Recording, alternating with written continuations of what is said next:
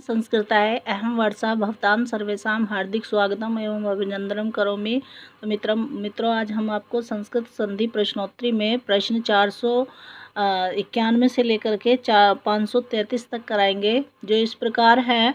प्रश्न है, विष्णु और प्रश्न है इत्यादि स्थानों में किस सूत्र से सचुत्व का निषेध किया गया है।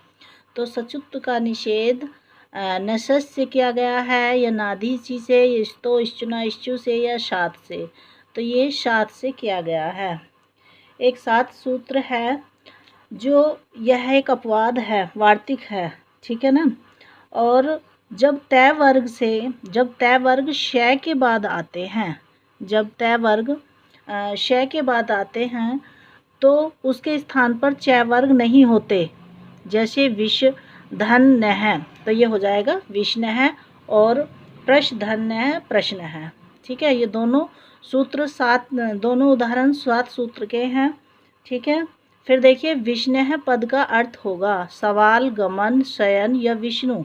तो विष्णु है का पद का अर्थ होता है गमन, ठीक है। फिर है षष्टुत विधायक विधि सूत्र है, तो ही इष्टुना इष्टु, सशांता या शह प्रत्यय। तो ये इष्टना इष्टु है। ये इष्टना इष्टु एक सूत्र है जो वार्तिक है। जब श अथवा तय वर्ग जब श अथवा तय वर्ग श षटकोण वाला जो है, ये श या टा वर्ग के योग में आता है, तो स के स्थान में श और तय वर्ग के स्थान पर ट हो जाते हैं, ठीक है भाई। यदि श या ता वर्ग है, वो उसका क्या हो जाता है, उसका श और तय वर्ग के स्थान पर ट वर्ग हो जाते हैं, ठीक है। और फिर देखिए, जैसे यह है रामस षष्ठ है, तो यहाँ किस सूत्र से संधि कार्य हुआ है। तो ये इष्टना इष्टु सूत्र से ही हुआ है। इस शा ओ का क्या बन जाएगा, यही शा हो जाएगा, ठीक है ना, सा षटकोण ही हो जाएगा। फिर देखिए, रामस टीकते का अर्थ है, रामस टीकते का अर्थ राम सोता है, या राम देखता है, या राम जाता है, या राम रुकता है। तो ये राम जाता है। रामस टीकते का अर्थ है राम जाता है। फिर देखिए,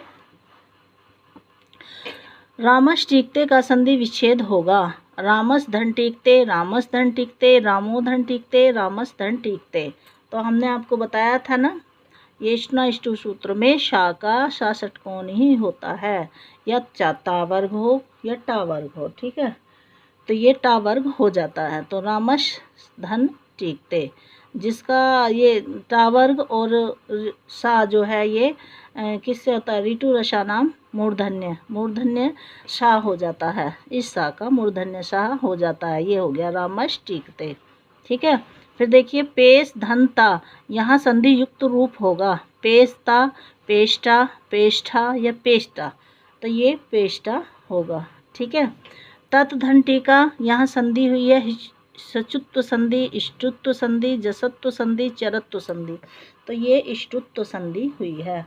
तत् धन टीका तर्टिका, तर्टिका का अर्थ हुआ उसकी व्याख्या। चक्रिन ढोकसे, यहाँ ढोकसे का पद का अर्थ है जाना, डांटना, डरना या छुपना। तो चक्रिन ढोकसे, तो इसमें किसका, ढोकसे का अर्थ पूछा है, तो ये होगा जाना, ठीक है। इस पूरे का अर्थ हो जाता है चक्रिन ढोकसे, हे कृष्ण तू जाता है, हे कृष्ण तू जाता है। चक्रिन ढोकसे, हे कृष्ण तू जाता है। तो ढोकसे का अर्थ इसमें जाना हुआ। फिर है सठ संतः और सठते, यहाँ इष्टुत्व का निषेध किस सूत्र से किया है। नेटी, नेवशी, नस्तदीते, न पदांता टाटोरनाम, न पदांता टाटोरनाम। तो न पदांता टोरनाम में ट वर्ग से परे नाम प्रत्यय तथा नवती और नगरी शब्दों के नकार को छोड़कर कोई तय वर्ग वर्ण आ या श हो, तो उसके स्थान पे ट वर्ग या शकार आदेश नहीं होता है, ठीक है। अब देखिए, यह है षडधन नाम, इसका संधि युक्त पद होगा षट्नाम, सोनाम, सन्नाम या सड़नाम। तो इसका होगा सठ धन नाम सड़नाम। ठीक है, सन नाम। ठीक है, फिर देखिए यही है इसमें दूसरा सूत्र सड़नवती। इसका संधि युक्त रूप क्या होगा सड़नवती या सन्नवती। तो इसका सन्नवती होगा। क्या होगा इसका सन्नवती सूत्र होगा। सड़नवती भी होगा, सड़ अणवती भी होगा। तो ये प्रयुक्त दोनों हो जाते हैं। इसमें बताया है ना पदांत, भाई इसमें बताया है कौन सा सूत्र है न पदांता टोर नाम। ठीक है, यह इसका सूत्र होगा।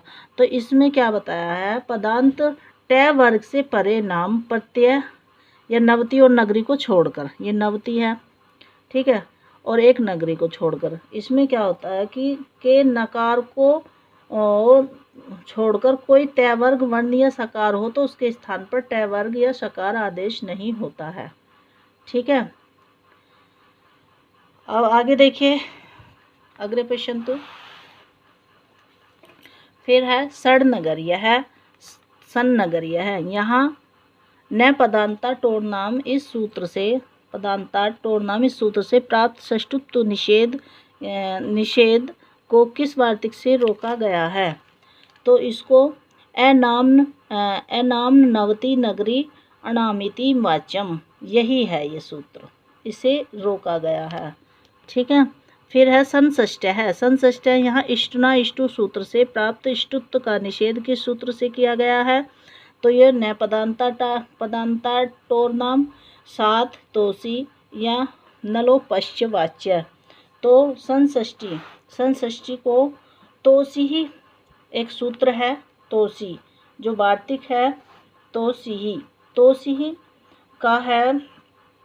यदि तय वर्ग के किसी अक्षर के बाद श आवे, यदि तय वर्ग के किसी अक्षर के बाद ये षटकोण वाला श आवे तो उसके स्थान पर मूर्धन्य नहीं होता। जैसे संषष्ट्य है तो संषष्ट्य ही रहेगा, संषष्ट्य है तो ये संषष्ट्य ही रहेगा। ठीक है ना। फिर देखिए पद के अंत में विद्यमान झल के स्थान पर झलाम जसो अंते सूत्र से क्या आदेश होगा। झस जश झर झस, तो ये जस होगा। ठीक है, वाक धन ईश, इसका संधि युक्त रूप होगा वाकीश वाग, वाग धन वाग, वागधीश वागीश या वाक ईश, तो ये होगा वागीश।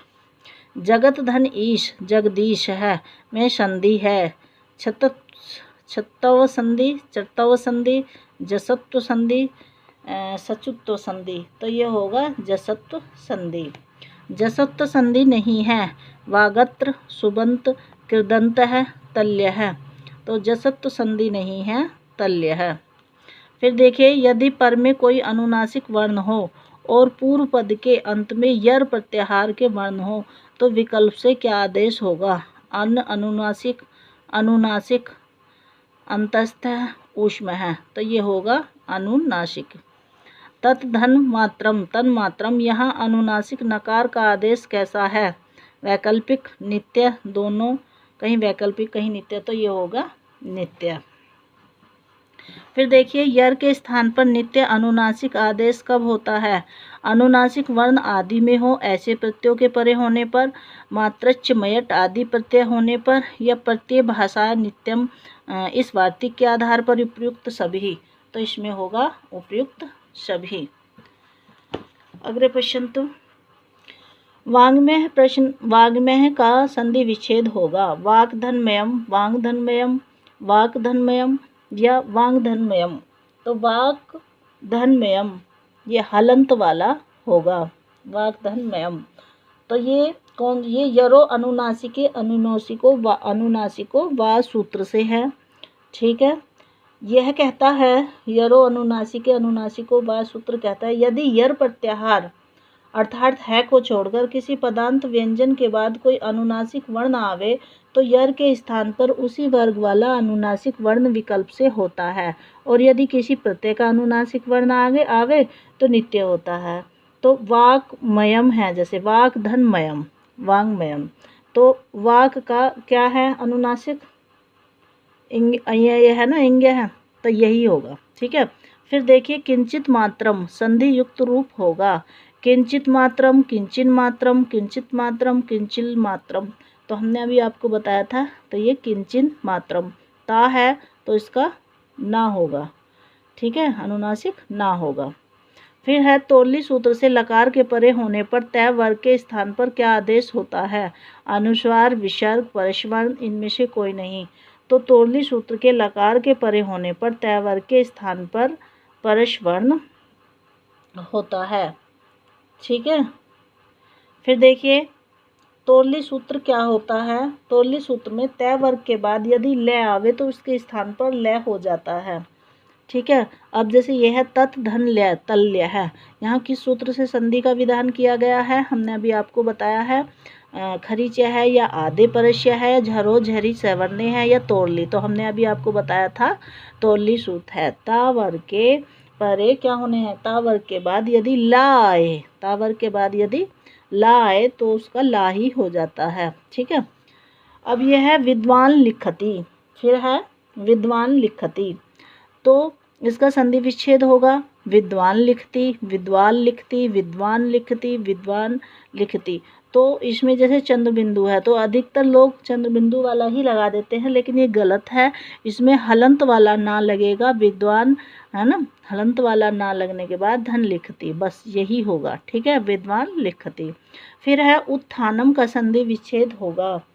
उत्थानम का संधि विच्छेद उत्धन थानम, उद्धन, उद्धन थानम, उत्धन स्थानम या उत्धन थानम। तो ये होगा उत्धन स्थानम। तो इसका सूत्र है उद स्थार स्तंभो, उद स्थार स्तंभो पूर्वस्य। अर्थात यदि उद के पश्चात स्था या स्तंभ शब्द आवे तो उसके शा को था का आदेश हो जाता है। जैसे उत्धन, उद्धन स्थानम, उत्थानम। ठीक है, उद्धन स्थानम, उत्थानम। ठीक है, उद भी हो सकता है, ये उत भी हो सकता है। ठीक है भाई, इस था का था ही हो जाता है। ठीक है। फिर है उत्धन स्तंभनम, इसका संधि युक्त रूप होगा उत्थम्बनम, उत्थस्तंभनम, उदस्तंभनम। ये क्या है? तो ये होगा उत्तंभनम, उत्तंभनम। खरीच है इस सूत्र से चरत्व होने पर शा के स्थान पर क्या आदेश होता है? आबाशा, चाटाता, शा, यह है यह वर। तो खरीच है सूत्र से चरत्व होने पर खरीच क्या हो जाता है? शा हो जाता है। अब खरीच सूत्र में देखिए, जब झल अर्थात अनुनासिक व्यंजन, हमने अभी आपको बताया था या म ग न नम तथा अंतस्थ वर्णों को छोड़कर और किसी व्यंजन के बाद यदि खर अर्थात का खा वर्ण क्या होते हैं? खर वर्ण क्या होते हैं? मतलब वर्ण का, वर्ग का पहला और द्वितीय शब्द, द्वितीय वर्ण पहला। जैसे का, खा, चा, छा, टा, ठा, ता, था, पा, फा। ये क्या हो गए? खर वर्ण, खर होता, खर प्रत्याहार। कोई वर्ण आवे तो पूर्वोक्त व्यंजन के स्थान पे चर अर्थात उसी वर्ग का प्रथम वर्ण हो जाता है। ठीक है, उसी वर्ग का प्रथम वर्ण हो जाता है। अब ये है झयो हो अंतरश्याम। झयो हो अंतरश्याम, इस सूत्र से झ से परे हकार के स्थान पर विकल्प से क्या आदेश होता है? अब ये बताओ। अब इसमें हमने बताना है यदि वर्गों के प्रथम, द्वितीय और चतुर्थ, प्रथम यदि वर्गों के प्रथम, द्वितीय और चतुर्थ, प्रथम वर्ग तथा प्रथम, द्वितीय तथा चतुर्थ वर्णों अर्थात यह प्रत्याहार के बाद है आवे तो है के स्थान में उसी वर्ग का चौथा अक्षर से होता है। ठीक है ना। तो इसमें क्या पूछा है? इसमें पूछा है झयो हो अंतरश्याम, इस सूत्र से झ से परे हकार के स्थान पर क्या होना चाहिए? पूर्व सवर्ण होना चाहिए। ठीक है। अब देखिए वाक धन हरि, इसका संधि युक्त रूप होगा वाघहरि या वाघहरि।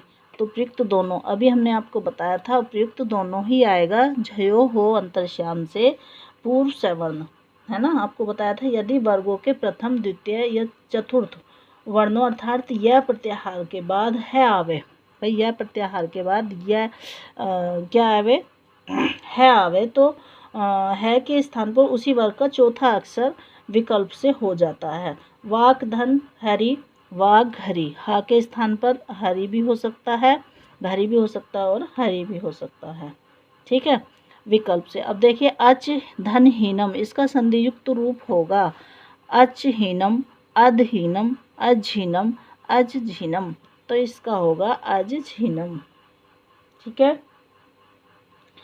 फिर देखिए दूराद, दूराद हुते च, इसका संधि विच्छेद होगा दूराद हुते च, दूराद आहुते च, दूराद धुते च, दूराद धुते च, तो ये होगा दूराद हुते च, दूराद होते च। अगले प्रश्न तो फिर देखिए पूर्व में झ प्रत्याहार का वर्ण हो और पर में अट प्रत्याहार का वर्ण हो तो तथा मध्य में शकार हो तो दोनों तो सछोटी सूत्र से सकार के स्थान पर क्या आदेश वैकल्पिक आदेश होगा, तो ये छकार होगा। तत् धन शिव, इसका संधि युक्त रूप होगा तच्छिव तच्छिव दोनों, तो इनका दोनों ही होगा। तच्छ्लोकेन, इसका संधि विच्छेद रूप होगा तच्च धन श्लोकेन, तत् धन श्लोकेन, तत् धन श्लोकेन, तत्व श्लोके लोकेन, तो ये होगा तत् धन श्लोकेन, ठीक है। अनुस्वार विधायक सूत्र है मोनुस्वार, न पदांता तस्य धली या अनुस्वारस्य यही प्रश्वर्ण या केवल ए और बी, तो ये केवल ए और बी होगा। मोनु अनुस्वार विधायक सूत्र मोनुस्वार और नश पदांतस्य झली। हरिम वंदे, इसका संधि युक्त रूप होगा हरि वंदे, हरिन वंदे, हरिम वंदे उपयुक्त सभी, तो ये होगा हरिम वंदे। फिर है मोनुस्वार है, इस सूत्र के उदाहरण है शत्रुम जयति, भारतम वंदे, मातरम पृच्छति उपयुक्त सभी, तो मोनुस्वार के ये सभी हैं उपयुक्त सभी। यशांसी, ऐसी स्थिति में संधि युक्त रूप होगा यशांसी, यशांसी, यशोंसी या यशोंसी, तो इसका यशांसी होगा। नश पदांता तस्य झली, इस सूत्र का उदाहरण है नश्यति हंसी, मनांसी, पयांसी, यशांसी, आकृष्यन्ते, श्रेयांसी उपयुक्त सभी, तो ये सब नश पदांतस्य झली सभी के सूत्र हैं। परश वर्ण विधायक विधि सूत्र है अनुस्वारस्य यही परस्वर्ण मौनुस्वार है, परस्य अनुनासिकात परो अनुस्वार है, तो इसका होगा अनुस्वारस्य यही परश वर्ण है। फिर देखिए शांत है, इस पद का अनुस्वारस्य यही परस्वर्ण है, इस सूत्र से संधि विच्छेद होगा शाम धन तय, शान धन तय, शांत धन ए, सात धन तह, तो ये होगा सात धन तह। तो मित्रों आपको ये वीडियो कैसी लगी, अगर अच्छी लगी तो प्लीज़ लाइक और सब्सक्राइब करिए।